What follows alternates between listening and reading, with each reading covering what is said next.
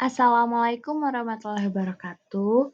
Perkenalkan, nama saya Dia Gina Hasri dengan NPM 2217051068. Di sini saya akan menjelaskan tentang arsitektur dan organisasi CPU 8-bit. Pertama-tama di sini kita akan melihat isi dalam CPU. Yang pertama ada control unit. Fungsi ini mengendalikan aliran instruksi dan data dalam CPU. Selanjutnya ada program counter. Program counter adalah register khusus yang menyimpan alamat memori instruksi berikutnya yang akan dieksekusi. Lalu ada decoder. Decoder berfungsi untuk memecahkan instruksi menjadi operasi dan operan yang sesuai. Lalu ada register. Register adalah lokasi penyimpanan sementara di dalam CPU. Selanjutnya ada ALU atau Arithmetic Logic Unit. ALU adalah unit dalam CPU yang melakukan operasi aritmatika. Selanjutnya ada instruction. Instruction adalah perintah atau operasi yang dieksekusi oleh CPU. Selanjutnya ada control bus. Control bus adalah jalur komunikasi yang digunakan untuk mengirim sinyal kontrol antara berbagai komponen dalam sistem komputer. Lalu ada ROM dan RAM yang berfungsi untuk menyimpan data. Perbedaan ROM dan RAM adalah ROM menyimpan data secara permanen. Jadi ketika komputer dimatikan, maka data tetap akan tersimpan, sementara RAM hanya sementara. Selanjutnya ada disk.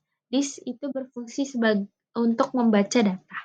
Lalu video TTG atau teletypewriter berfungsi untuk output ASCII, dan video LED berfungsi untuk output CPU berupa matriks. Set instruksi dibagi menjadi 11, ada add, sub, and, or, not, nor, sort, store, load, move, dan I or O. Penyajian data dan teknik pengalamatan. Penyajian data berbentuk heksadesimal yang ditampilkan oleh LED control, seperti 0, 1, 2, 3, 4, 5, 6, 7, 8, 9, A, B, C, D, E, dan F. Data ditransfer secara addressing atau pengalamatan langsung. Selanjutnya ada pengorganisasian memori dilakukan oleh RAM-ROM disk alamat sebesar 16 bit yang digunakan untuk menyimpan data sebesar 8 bit. Bus system, komponen penting dalam komputer dan elektronik yang berfungsi sebagai jalur komunikasi antara berbagai komponen perangkat keras. Lalu ditampilkan pada LED serta diproses oleh CPU. Input atau output berfungsi untuk menghubungkan komputer dengan perangkat luar. Sistem operasi, perangkat lunak yang menjalankan tugas-tugas manajemen dan pengaturan dalam komputer termasuk pengelolaan sumber daya perangkat keras seperti CPU. Selanjutnya kita akan melihat CPU assembly code. Di sini ada prosesor,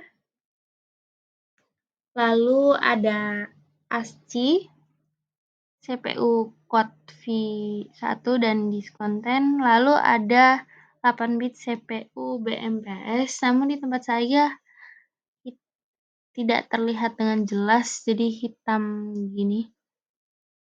Lalu kita langsung saja ke logismnya. Pertama-tama untuk menjalankan logism, sebelumnya di sini ada CPU-nya, lalu ada ROM, RAM, disk, keyboard, dan di sini ada LED CTRL, lalu di sini ada video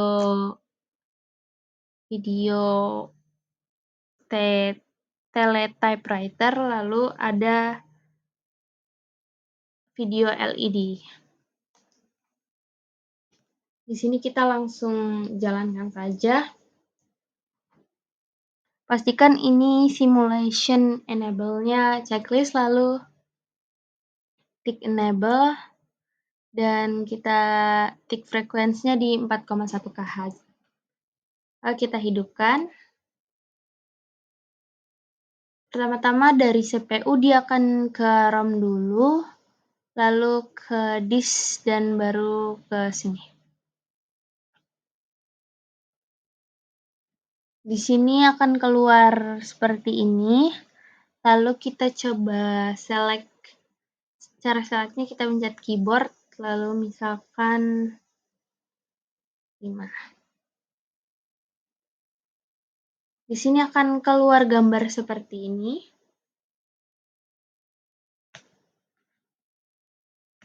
Lalu misalkan kita ini lagi akan berganti gambar seperti ini.